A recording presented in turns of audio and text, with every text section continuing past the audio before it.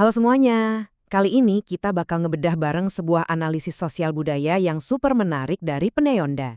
Topiknya apa nih? Kita bakal ngebahas soal krisis identitas yang lagi benar-benar menghimpit generasi modern Papua saat ini. Topik ini memang lumayan kompleks, kayak benang kusut gitu ya. Tapi tenang aja, kita bakal urai pelan-pelan, lapis demi lapis, biar gampang banget buat dipahami. Yuk, langsung aja kita mulai. Oke, buat memetakan krisis ini ada 5 poin utama yang bakal kita bahas. Pertama, soal krisis identitas itu sendiri. Kedua, tentang bahasa yang punah. Ketiga, tradisi dan moral. Keempat, pengaruh budaya barat. Dan yang kelima, pengaruh dari budaya Indonesia. Masuk ke bagian pertama, yaitu akar masalah tentang generasi yang lagi krisis. Jadi, tesis utama penulis di sini tuh menyoroti kalau generasi modern Papua sekarang posisinya lagi rentan banget. Mereka kayak lagi terjepit gitu loh, ditarik dari dalam dan ditekan dari luar. Nah, kalau kita perhatikan lebih detail, ada 2 katalis utama nih. Pertama, dari dalam, yaitu mulai hilangnya nilai-nilai tradisional Papua itu sendiri. Terus yang kedua, dari luar, ada tekanan kuat dari budaya asing yang masuk. Di sini, kita bakal coba bedah kedua faktor ini secara objektif, persis seperti apa yang ada di kajian literatur sang penulis. Lanjut ke bagian kedua, punahnya bahasa daerah. Kita mulai dari faktor internal yang pertama, dan ini beneran sebuah kehilangan yang sangat-sangat nyata. Coba dengar baik-baik nama-nama ini ya. Tandia, Mawes, Air Matoya, Mapia, Saponi, Dusnar, Fatinla, Nambla, dan Mansin. Asal kalian tahu, ini bukan cuma sekedar deretan nama biasa. Ini adalah bahasa-bahasa daerah yang secara resmi udah punah. Bayangin, benar-benar udah nggak ada lagi penutur aslinya yang hidup. Nyesek banget kan? Ini ngasih gambaran yang jelas betapa besarnya kepingan budaya yang hilang.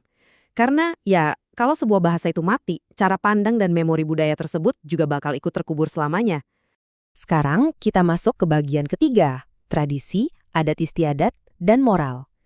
Di faktor internal selanjutnya ini, kita bakal ngelihat gimana sih penulis membedakan antara tradisi yang sifatnya lebih cair sama adat istiadat yang benar-benar mengakar kuat. Penulisnya punya analogi yang menurutku brilian banget nih. Dia ngibaratkan tradisi dan adat itu kayak sebuah rumah. Tradisi itu ibarat ruang tamunya. Sifatnya fleksibel, kursinya bisa dipindah-pindah, dan pastinya terbuka buat tamu dari luar. Tapi beda ceritanya sama adat istiadat. Adat itu ibarat kamar tidur utama, ruang yang sangat private, fix dan jelas nggak sembarangan orang luar bisa masuk untuk ngacak-ngacak isinya. Biar lebih gampang ngebayanginnya, penulis ngasih contoh suku Lani. Dulu tuh secara tradisional, perempuan sama sekali nggak boleh masuk ke dalam honai atau rumah adat khusus laki-laki. Tapi seiring masuknya ide kesetaraan gender, tradisi ini akhirnya bergeser. Ibaratnya ruang tamunya tadi udah berubah, di mana sekarang perempuan udah boleh masuk buat ikut berdiskusi. Meskipun begitu, adat atau fondasi inti dari masyarakatnya itu tetap sebisa mungkin dipertahankan.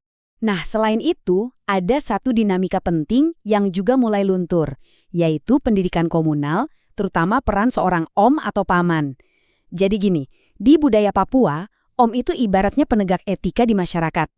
Kalau ada anak lewat di depan omnya tanpa permisi, wah, itu orang tua si anak yang bakal marah besar. Di sini, sang om itu perwujudan dari etika sosial, dan kepatuhan si anak terhadap omnya, itulah yang ngebentuk moral dia sejak kecil. Tapi, coba deh kita lihat realitas sekarang. Semakin banyak keluarga yang pindah dan ngikutin gaya hidup perkotaan yang modern. Efeknya apa? Ya dinamika komunal bareng figur om ini jadi memudar. Pas sistem pengasuhan kolektif ala keluarga besar ini mulai hilang, perlahan-lahan nilai etika dan moral di generasi muda juga ikut terkikis habis. Lanjut ke bagian keempat, dominasi psikologis budaya barat. Mulai dari sini, kita bakal ganti haluan ngebahas lini depan kedua dari krisis ini, yaitu tekanan berat yang datang dari budaya luar. Dari analisis Peneyonda, media massa dari luar itu secara nggak sadar udah nyiptain dominasi psikologis loh. Contohnya gini, penulis berargumen kalau karakter pop culture kayak Rambo itu pelan-pelan ngebentuk mindset di masyarakat kalau orang barat itu super kuat. Alhasil, muncul persepsi yang menganggap bahwa mereka itu kiblatnya segala ilmu pengetahuan dan kekuatan. Di sini, penulis juga ngasih kritik tajam banget soal sejarah penelitian barat di Papua. Dia mengklaim kalau riset itu seringkali cuma kedok aja buat eksploitasi. Misalnya nih, tokoh bernama Kartens disebut-sebut pakai alasan penelitian cuma buat ngintai potensi emas di Nemangkawi. Terus ada lagi, Richard Archbold, yang dikritik abis-abisan karena seenaknya aja mengganti nama suku Lani jadi suku Dani. Nah, poin-poin ini benar-benar nunjukin betapa dalamnya rasa ketidakpercayaan sang penulis terhadap campur tangan pihak luar. Masuk ke bagian 5, dampak kuat budaya Indonesia. Ini membawa kita ke dorongan eksternal terakhir, yaitu pengaruh besar dari tren budaya nasional secara luas.